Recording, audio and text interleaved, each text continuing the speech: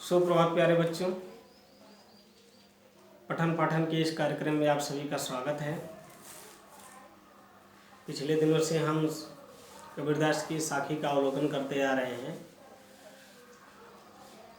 आज उनकी शेष साखियों का अवलोकन करेंगे। तो उनका अगला दोहा देखते हैं। ए अवसर चेत्या नहीं, पस ज्यों पाले दें, राम नाम जाड़या नहीं, अत पड़ी मुख खे।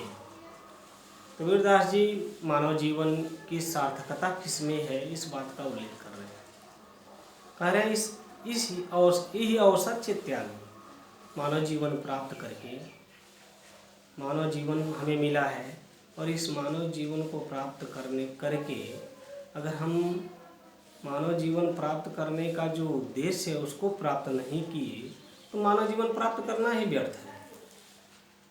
अगर हम इस धरती पर आकर के मानव के रूप में पशुओं के समान अपने शरीर का पालन पोषण कर रहे हैं तो यह इस जीवन का कोई अर्थ ही नहीं है। राम नाम जाड़या नहीं, अध पड़ी मुख में खे। इस जीवन का अर्थ क्या है? यह जीवन सार्थक तभी होगा जब हमें राम नाम जाड़या नहीं, जब हम ईश्वर की आराधना करेंगे, ईश्वर की स्तुति करेंगे, ईश्वर के बारे में जानेंगे।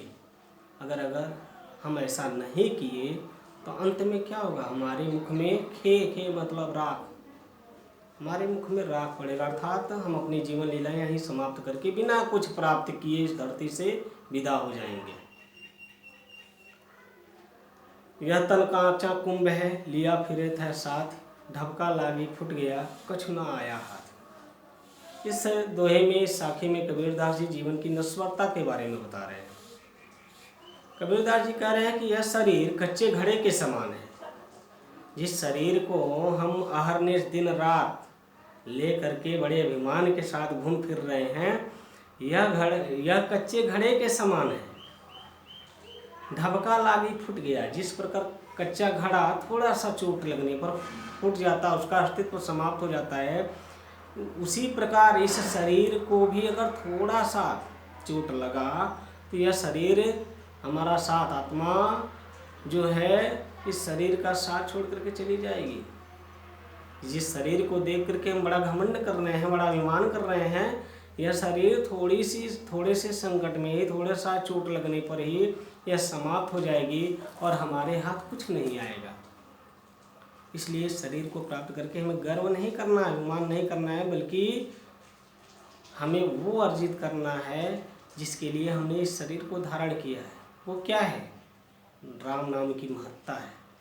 राम नाम की महत्ता को हमको जानना है, राम नाम का हमको स्मरण करना है।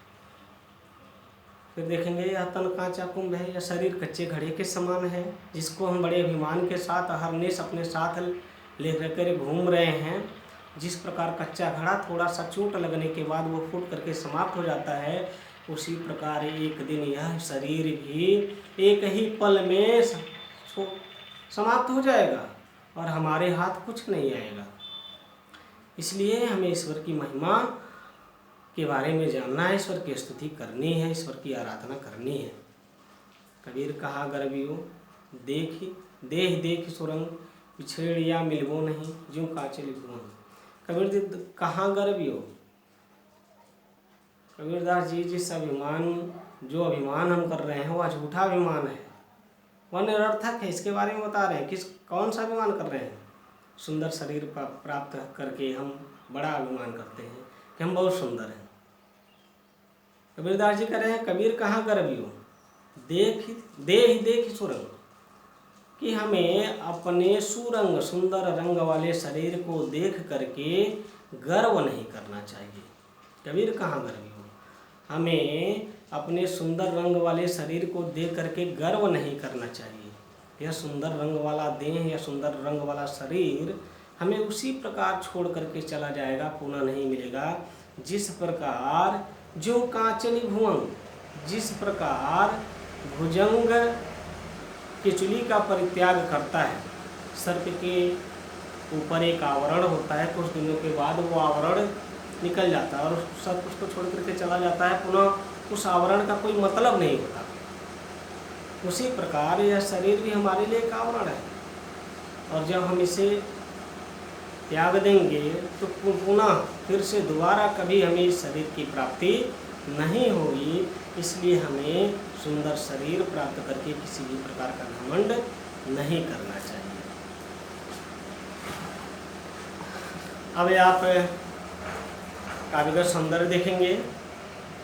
भाषा सदुक्कड़ी भाषा, छंद दोहा छंद, रस शांत रस, अलंकार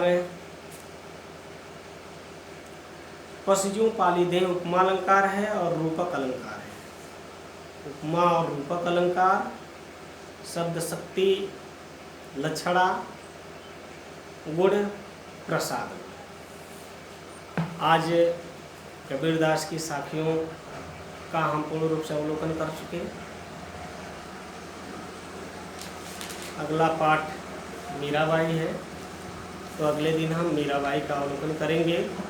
और आप लोगों से निवेदन है कि कबीरदास का जीवन परिचय लिखेंगे और जीवन परिचय के बाद 3-3 दोहों को एक एक जगह व्याख्या लिखेंगे, संदर्भ, प्रसंग और 3 दोहों की व्याख्या और तीनों का एक जगह काव्यगत संदर्भ, फिर 3 दोहों का संदर्भ, प्रसंग, व्याख्या और काव्यगत संदर्भ, इतना लेकर के आप कंप्लीट करेंगे। धन्यवाद।